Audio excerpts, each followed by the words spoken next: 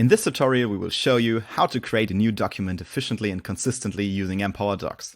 To create a new document, click on the corresponding button in the Start group of the Empower ribbon. The Empower library then will open automatically, and you can choose from any kind of document, be it within the company library, the user library, or the corporate design templates. By simply double-clicking on the desired document, Empower Docs opens it automatically and fills in your default information, such as your default location data, as well as your personal contact data from your set default profile. If you want to change specific data, for example use a different location instead, you can do this with just a few clicks. Simply use the Fill in Document button in the Insert group of the Empower ribbon.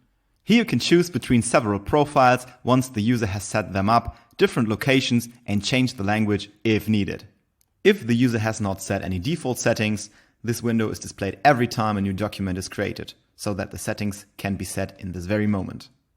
We recommend setting defaults.